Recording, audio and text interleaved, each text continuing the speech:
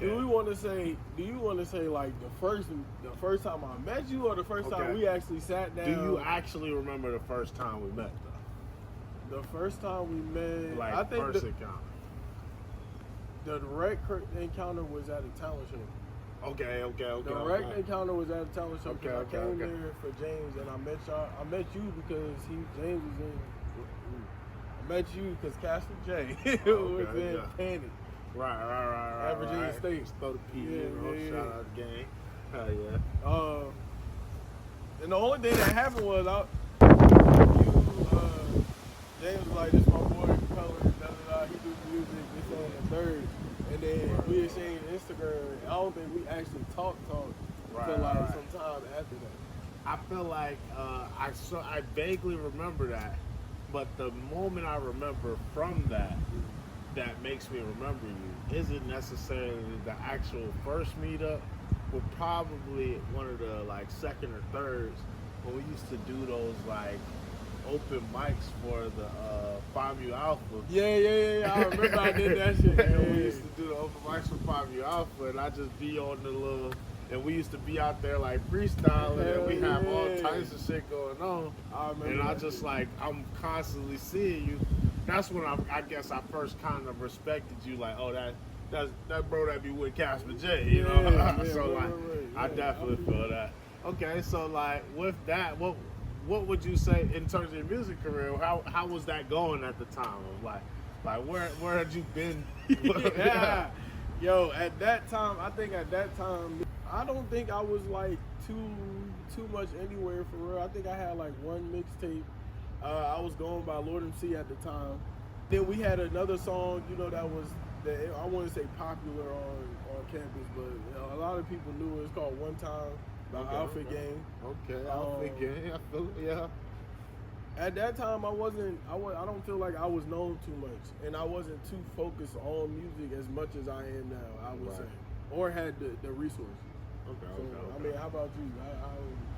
Well, I shout out to Panic. I feel like Panic kind of took me from thinking, it first humbled me.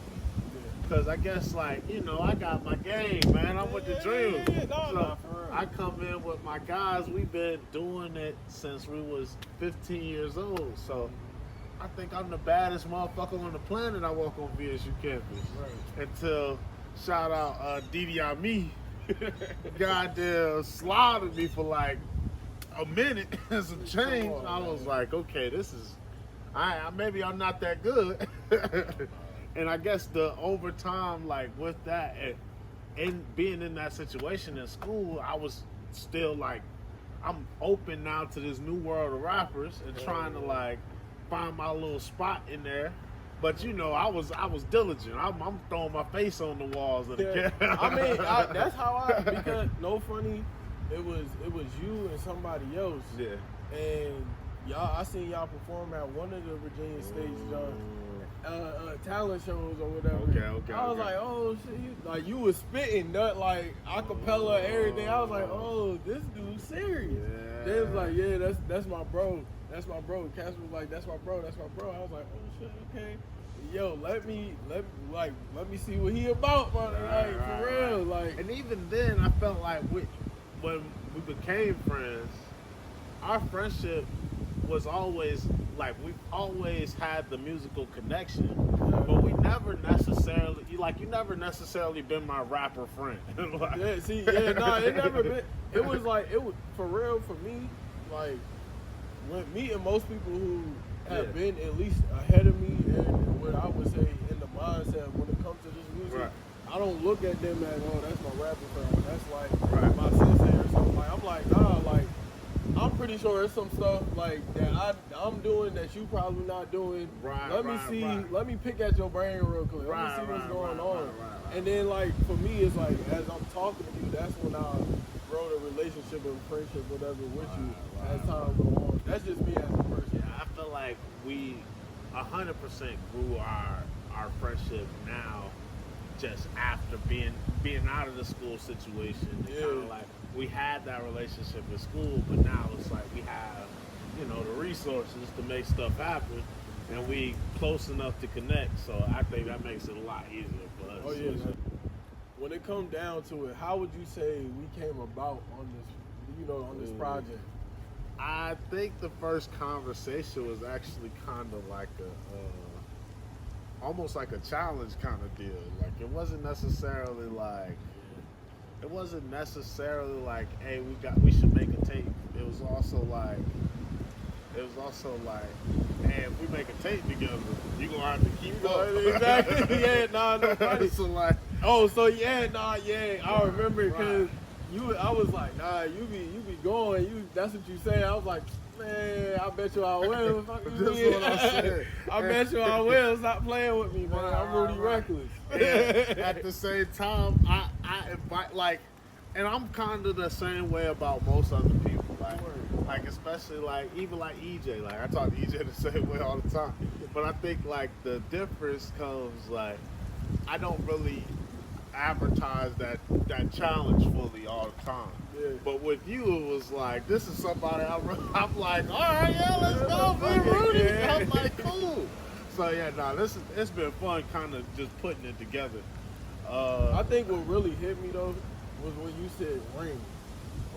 When you said ring and you was like, cousin of Rudy Ring, 5 in your ear. I was like, oh shit. I said, all right, now we got to do this. This is solidified, right? We cannot run from this. Can't just drop this single and then just leave. Yeah, you gotta give them more. I was like, that's the one, bro. It gotta go. I feel like, well, we get into the concept a little bit. The concept kind of goes into.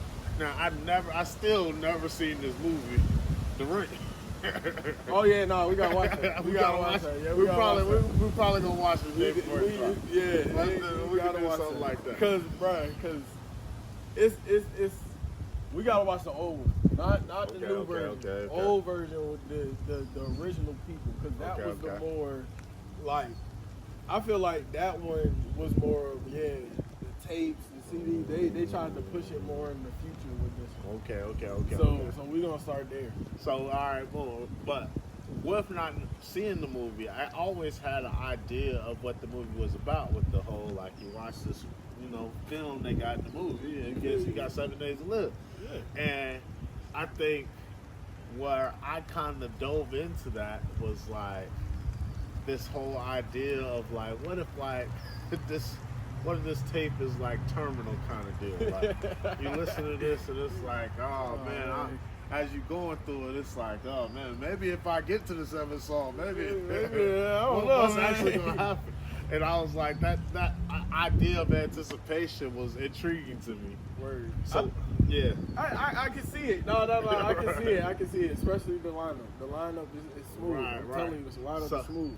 Like with the lineup, the concept goes with that. Like we talked about it today, just that idea of like the world being darkness and the light being within this television. And like everybody remembers the most memorable scene from the Ring movie, or at least the only reason I know that the movie exists, is this girl calling out the TV. But like, so I imagine it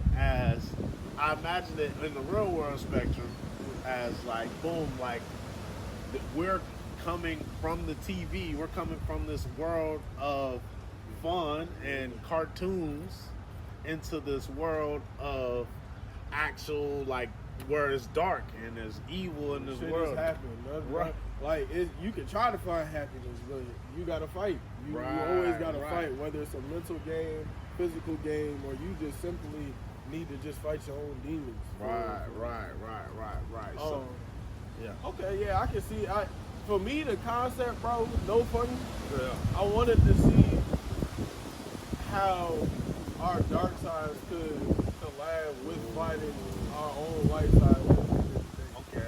Because in reality, a lot of people may not catch it, but in reality, our music will the way that even with this tape, the scene in the tape, the way our music goes, it can coexist like freaking Marvel Universe with the different worlds. If you look at the alignment of them, they just intertwine.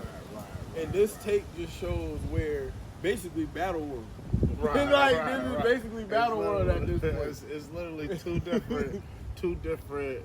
It's almost like Doctor Doom and Galactus walked in the same room. Like, all right, what it is? What it's like, bro. Yeah. That. So, what is your favorite song on the album and why? Okay, my favorite song on the project. I feel like this almost changes every day. Okay. I'm probably gonna go with the intro Ring. Okay, why? I feel like it's it's kind of built for the tape perfectly. Also, like the energy I brought on that verse specifically is kind of like one of my favorite kind of intros to a song. So I'm probably going with the Ring today, man. It might be kicking it tomorrow. Kicking it going. I got two, but I'm gonna go with Wicked. Wicked. I like Wicked because I don't know what happened. I'm gonna be honest with you. I ain't gonna say her name, but it is about this one girl that I knew at one point, and you know, hopefully she don't catch on. But she was crazy. I ain't gonna cap. She was cool. She was loyal, but listen, that toxic shit, that toxic shit, you know. But respect at the end of the day. That's what it came down to. Right. So that song really, in a way, it was fun, but at the same time, it was really like it felt like I was there. It took me back to when you know shit was fun, when shit was dangerous and fun. Yeah, it was fun at the time, but it was fun and dangerous. And it reminded me, it was like, damn, I was really like worse back then. I was doing some dumb shit, but it was fun. It taught me lessons at the end of the day. I can imagine that whole like realization of like while you're in, especially while you're writing, and you like, man, I'm talking about this jump. No cap. Because at first I won't even peeping. I just started because he already had the verse down, so I was like, oh, word? This what we talking about? The Wicked verse for a while, actually. Word.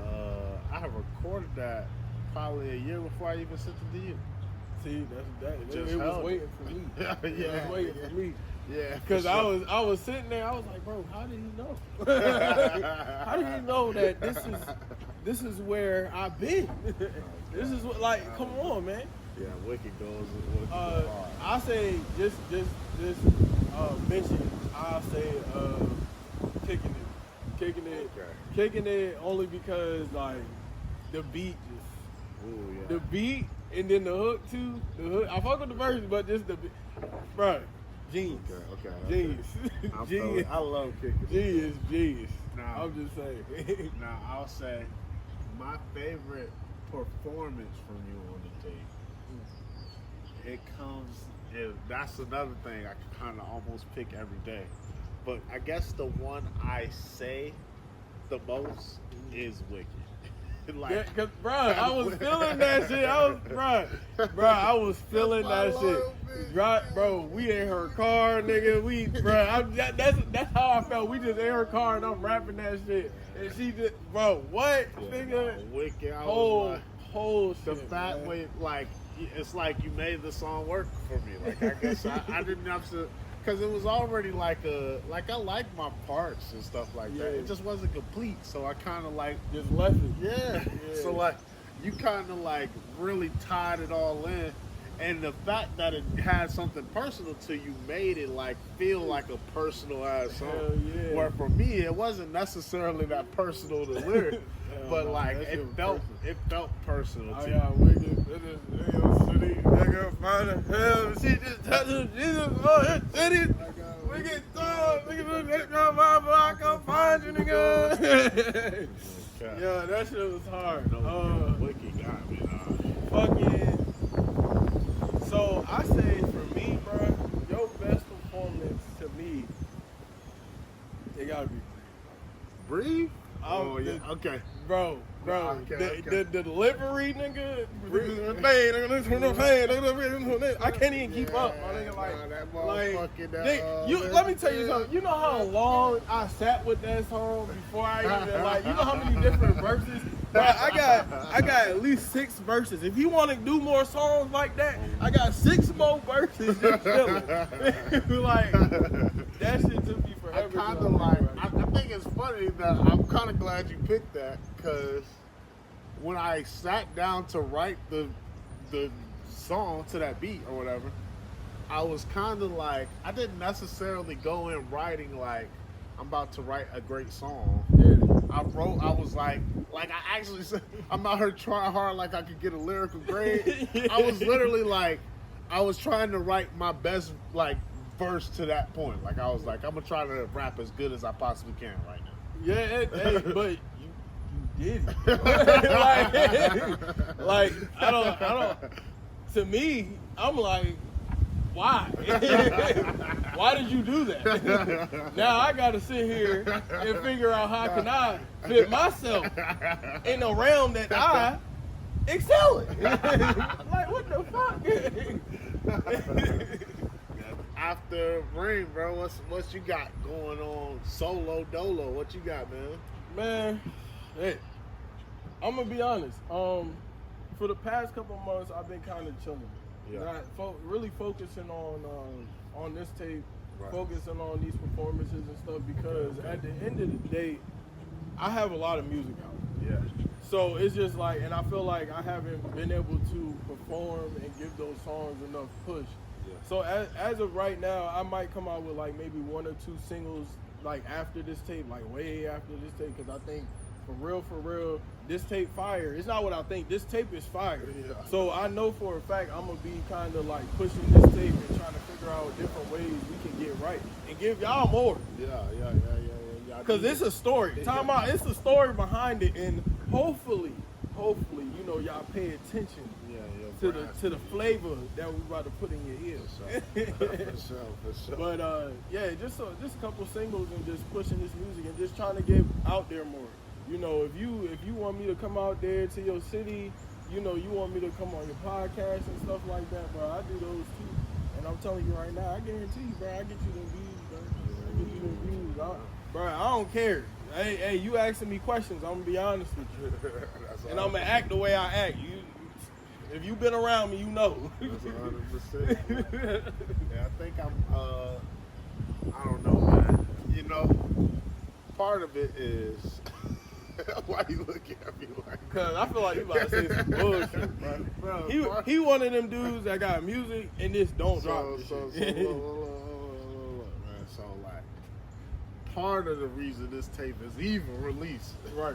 is because I'll even shout him out. My boy Raekwon at work was like, "Hey man, you be bullshit, man. Where the music at?" And I'm like, "Man, I got a whole tape." He like, "No, you don't. It ain't No, up." you don't. That was it. I'm like, "You right, man." Sorry. I'm gonna stop overthinking about it. Hey, tell Casper J that too. I need somebody. Hey, tell Casper J that if I don't see a tape after this tape, we got a box. It's gonna be celebrity boxing match. Got to. Cause bro, you playing. You got magic and you playing. Alright, I can't. I'll referee, Casper. Come on, man. But yeah, I'm thinking about after this probably dropping some singles. I ain't never really done that before, so I'm trying to figure out my footing in that. Okay. I feel like singles help you give you time for the actual tape. Right. Because I missed that. Because at some point I was just dropping straight albums out here, like Lord and Season. Like I don't even think I was dropping EPs and albums. See that, and that's been me. I don't have a lot of singles, so that's why I'm like I could. And the reason I'm even dropping singles is because I am working on a project, and a lot of those songs got cut. I'm gonna be honest. Some of the songs that I've heard, hopefully they up there. Y'all mind. They might be the singles, so y'all might be getting some fire from the singles type. But beyond that, man, it sounds like we're gonna be alright. I'm gonna be dropping some shit, man. Alright, It's coming. It's on the way. I'm telling you. Look, 2025. listen. I'm on that shit. We also let's not forget. Hold on. Let's not forget the beautiful masterpiece, Gab, dropping March 13th. It should be out. yesterday. Look, listen. We had to get right. We had to make sure we delivered this in a good. I don't know. I'm high. Stop. You get what I'm saying, though. Yeah. So, be ready for that, cause it's just the beginning. Right. Hey, and also the 29th. Bring it. $8 ticket. $8. $8. It's only $8 to come see your boy. $8 is all Just you saying. need. I'm talking about. Look, man. That ain't even the gram you about to buy right now, bro. $8 though. You ain't about to get the noodles for real. You know you about to go to Chipotle. Bro, I put $1 on you. I put $1 on your 7, dog. Come I on, got man. you. What's up? I got Hit you. me up if you need the dollar. I got you. I'm gonna see what I can do. I'll give it to you in quarters, dimes, Bruh. pennies. My nigga, what you want? I'm just saying. I got you though. Cash App, Venmo. But other than that, look, the tape is fire. Y'all can decide, I guess, who did better. But look, Listen. I'm eating that nigga. I'm telling you that from the top. Pause. All right, Hey.